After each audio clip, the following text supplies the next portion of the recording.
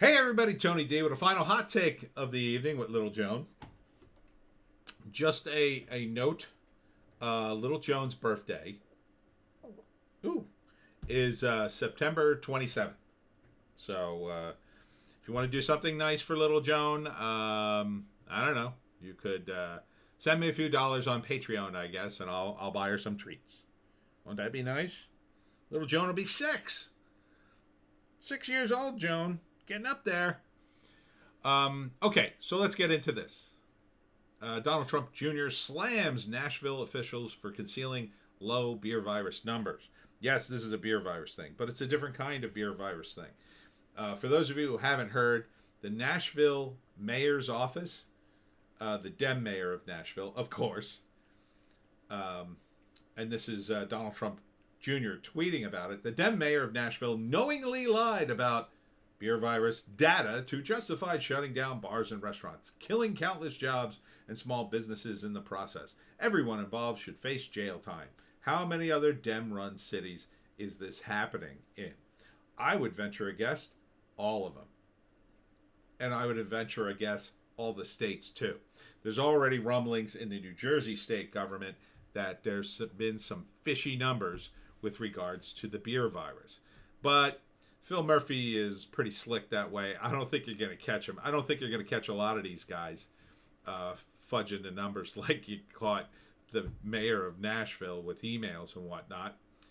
But, you know, the FBI gets into your network, you're screwed if there are any emails or if there's a whistleblower. I'd like to see some of these guys prosecuted. You know, it's a shame. They keep scaring people. It's just on the news every night. It's all about Trump and his reaction. And it's all, oh my God, his response in the beginning of this was so bad. It's funny how that is the narrative now, when in the beginning he purposely shut off travel to China and they called him a racist for it.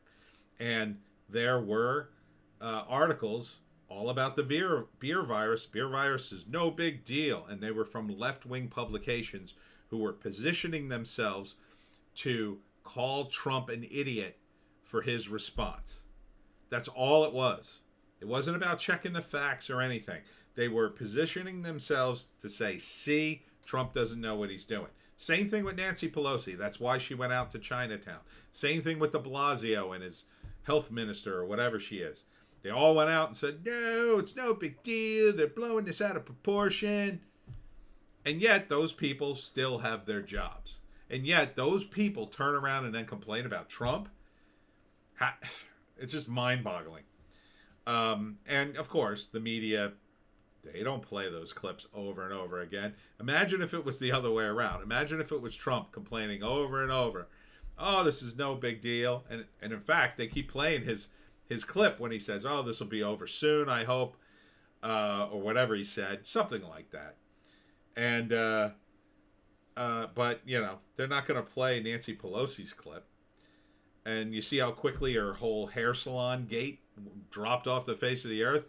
Gone. Not time to tear down Nancy yet? Yeah, after the convention, maybe you'll tear her down. After Biden gets in, then you can afford to tear down Nancy Pelosi, maybe. But, you know, it's just amazing how polarized everything has become. It's really just, I cannot wait for this election to be over. I cannot wait until I can move on and stop talking about politics and beer virus stuff and Trump. I have to be honest with you. I'm sick of talking about Trump too. But, you know, at this point, everyone who's thrown themselves against Trump, and it's like watching a bunch of really bad members of ISIS strap suicide vests on themselves over and over again and not even come close to blowing up the castle that Trump is hiding in. I mean, it's that pathetic to watch. You know, I mean, Nancy Pelosi is just one of the worst leaders the Dems could possibly hope for. I mean, she's just, you know, the latest thing with her is this guy who pooped on her driveway. He actually did that. He was like a live streamer. He pooped in her driveway. And the police arrested him.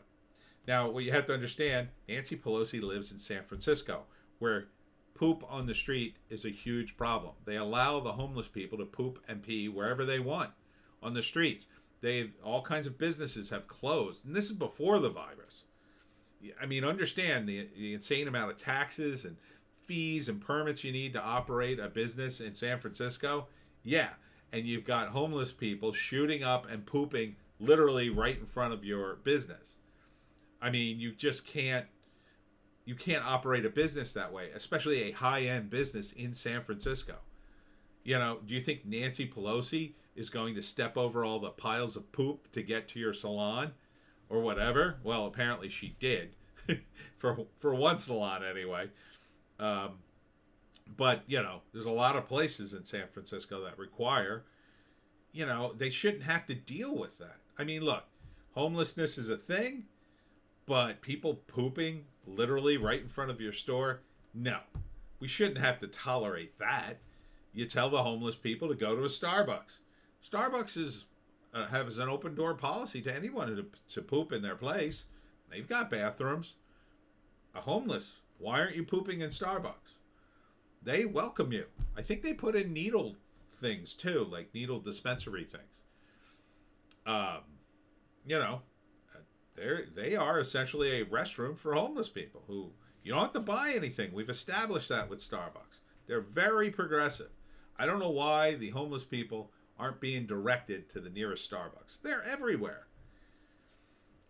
But, you know, that the mayor of Nashville knowingly lied about the beer virus, oh my God, he's in such trouble. The city's in such trouble. They're going to sue Nashville into the ground over this. He is certainly going to be out of office. It's another Dem who, good luck getting reelected, dude. Good luck getting reelected. You know, and I suspect, like I said, I suspect a lot of, and this will come out in the years to come. The data will come out, the emails will emerge. Oh, so-and-so lied about the beer virus numbers. He was telling everybody to clamp it down, or one of his staff. I know that's the case, because the beer virus just isn't that bad. It's bad, but it's not that bad. So, you know, this is yet another reason why the Democratic Party needs to be punished severely. They need to be punished to the point at which they are forced to finally confront, hey, maybe we shouldn't do these things. Maybe in our pursuit of power, we let it get out of hand. And we should not include people like this or people like Nancy Pelosi in our party. We should maybe get people who are a little more more honest, a little less corrupt, a little more forthcoming about their real beliefs. And really, the Dems need to configure what the hell they even stand for at this point. I mean, what do the Dems stand for? Tell me in the comments. I don't even know anymore. I guess they stand for this. I guess they stand for closing your business and making you hide. Seriously, write in the comments, what do you think the Democratic Party stands for now? We'll see you tomorrow.